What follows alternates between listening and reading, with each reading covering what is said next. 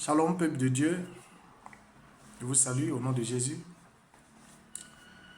Alors, ce soir, je voulais faire passer un message. Je crois que le message va faire du bien à tous ceux qui vont l'écouter. Voilà. C'est une remarque. Et je pense que je ne suis pas le seul à faire cette remarque. Donc, je voulais partager avec vous. Je voulais faire sortir quelque chose de très important dans la vie du corps du Christ, le milieu du corps du Christ. Voilà. Ce qui ronge aujourd'hui, l'église d'aujourd'hui, c'est de ça que je voulais parler. L'église d'aujourd'hui a un problème auquel nous sommes confrontés et ça fatigue le corps du Christ sérieusement. Alors je voulais tirer la pensée de plusieurs serviteurs de Dieu, ceux qui sont au service du Seigneur. Je voulais tirer un peu votre attention parce que j'ai comme l'impression que c'est la même situation, c'est le même problème qui ronge et qui détruit le corps du Christ. Dieu nous a fait la grâce d'être ses serviteurs.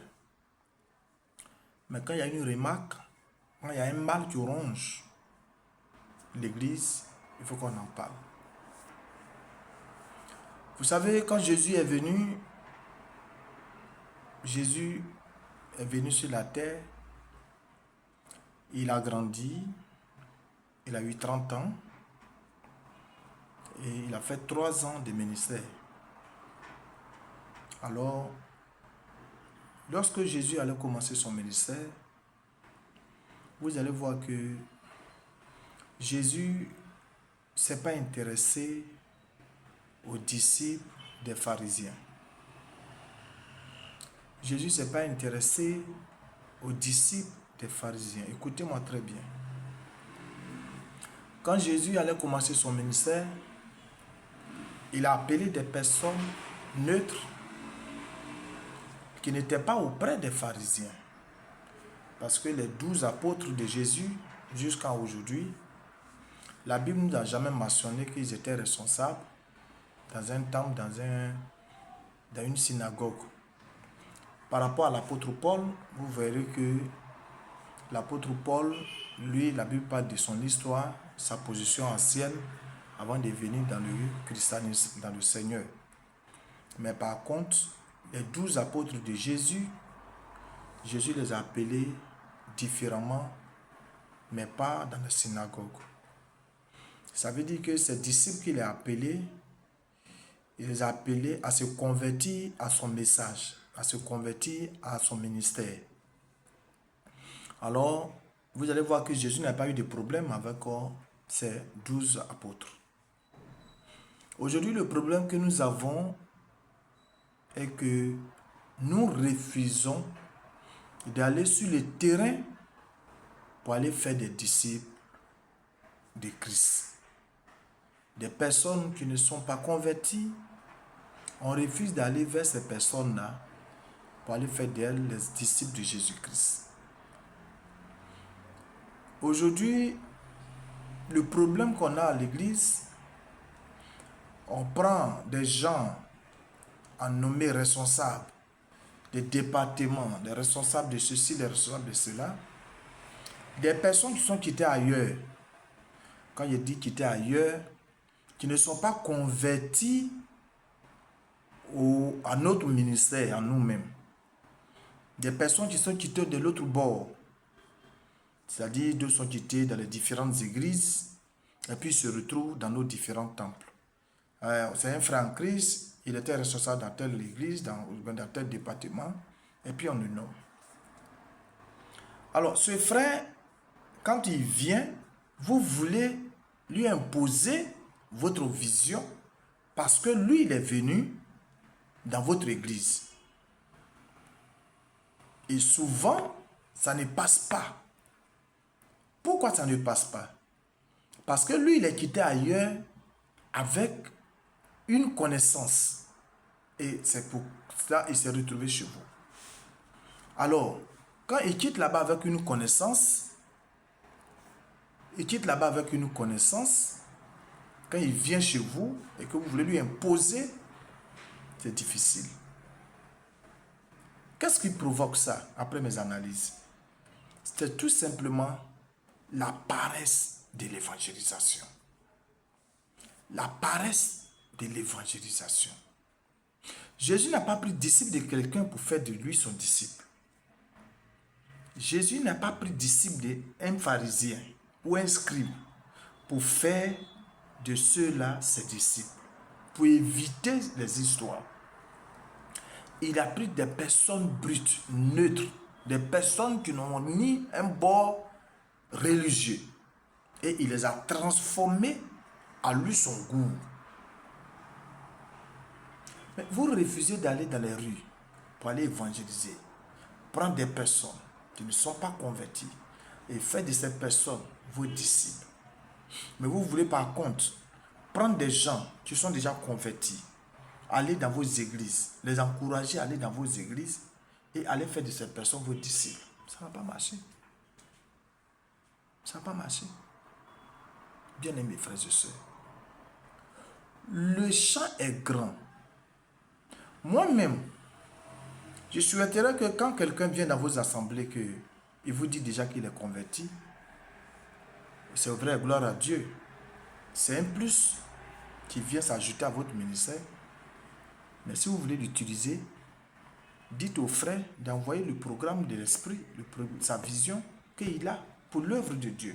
Parce que le problème, quand nous pensons que l'œuvre auquel nous sommes en train de servir, l'œuvre à laquelle nous sommes en train de faire, et pour nous, ça devient compliqué. Bien-aimés frères et sœurs, je vous encourage. Aujourd'hui, allez dans les rues, allez prendre les inconvertis, les païens, qui ne connaissent pas le Seigneur, les amener dans l'église et faire de ces païens vos disciples. Quand c'est comme ça, le message entre. Ça passe très bien. C'est pourquoi l'apôtre Paul, quand il va parler à Timothée, vous allez remarquer, il va dire Timothée, mon fils que j'ai engendré dans la foi. À partir du moment que Timothée lui-même, il reconnaît que c'est par l'évangile de Paul qu'il a connu le Seigneur, je vous dis la vérité, Timothée sera dans l'obligation de se soumettre aux principes ou aux dits de l'apôtre Paul. Ça, je vous assure. Et l'apôtre Paul dit Timothée. Mais Timothée n'était pas le seul fils que Paul a eu. Mais pourquoi il parle de Timothée de cette manière? Il dit Timothée, mon fils, celui qui a été converti par mon évangile que j'ai prêché. Vous voyez comme c'est intéressant de voir que quelqu'un soit converti par l'évangile que vous avez prêché, mais la personne est obligée de se soumettre à votre vision que le Seigneur vous a confiée, à la vision auquel le Seigneur vous a appelé. Mais vous ne cherchez pas à prendre des gens pour les faire convertir à vos ministères et vous prenez des gens convertis pour introduire dans votre ministère. C'est difficile. Quand ils vous font des propositions, vous refusez. Que non, ce n'est pas comme ça. Mais vous l'avez nommé responsable. Vous l'avez nommé responsable. Lorsqu'on nomme un ministre à une responsabilité, mais on laisse le ministre travailler. Et le ministre fait un rapport. Si son rapport n'est pas rentable, on change de ministre. C'est pourquoi il y a un remaniement ministériel. Mais vous voulez vous confier une responsabilité à un ministre et puis vous-même encore, vous voulez avoir l'œil sur le ministre. Vous voulez avoir la main sur ce qu'il fait. Vous risquez de ne pas vous entendre avec ce ministre. Amen, amen. Moi, en tant que missionnaire, en tant qu'évangéliste, j'encourage tous mes frères et sœurs, mes collaborateurs, mes collègues, pasteurs, évangélistes, prophètes. Allons dans la rue, annoncer l'évangile à ceux qui ne connaissent pas le Seigneur. C'est pourquoi Jésus dit, faites de toutes les nations mes disciples. Vous partez prendre les disciples des gens. Les gens vont dans la rue. Quand souvent je rencontre des gens qui vont pour évangéliser dans les rues, ils cherchent à convaincre les gens dans la rue au profit au profit de leurs prophètes, au profit de leurs pasteurs, au profit de leur, je sais pas, de leur ministère, de leur vision, de leur mission. Mais c'est malheureux. On ne va pas dans la rue pour convaincre quelqu'un à venir dans une église. On va dans la rue pour convaincre quelqu'un à accepter Jésus-Christ. Mais quand tu me convaincs dans la rue pour venir dans ton assemblée, quand le gars il vient, vous n'allez pas vous entendre. Voici les déchirures qu'on a aujourd'hui dans nos assemblées. Jésus est venu, il ne s'est pas intéressé à un disciple. Les pharisiens avaient des apôtres. Ils avaient aussi des disciples. Vous pensez qu'un gars comme Nicodème, qui est docteur de la loi, qui gère une synagogue, vous pensez qu'il n'avait pas de disciples?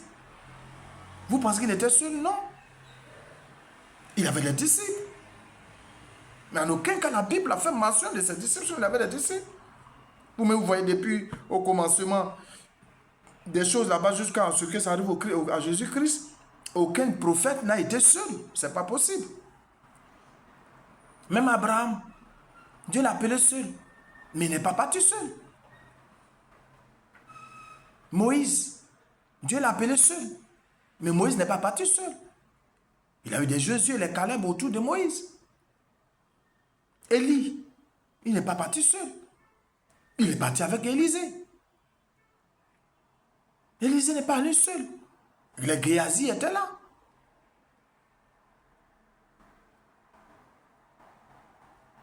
Amen. Bien-aimés frères et sœurs, le champ est grand. La moissonne est grande. Peu d'ouvriers. Allons dans la rue. Allons dans les rues. Faites de ces païens à nos disciples. C'est mieux. Ça me fait très mal si vous voulez que je fasse cette vidéo aujourd'hui parce que ça me peine le cœur. Ça me fait très mal. Les gens vont dans la rue pour aller convaincre des gens pour venir dans leur assemblée.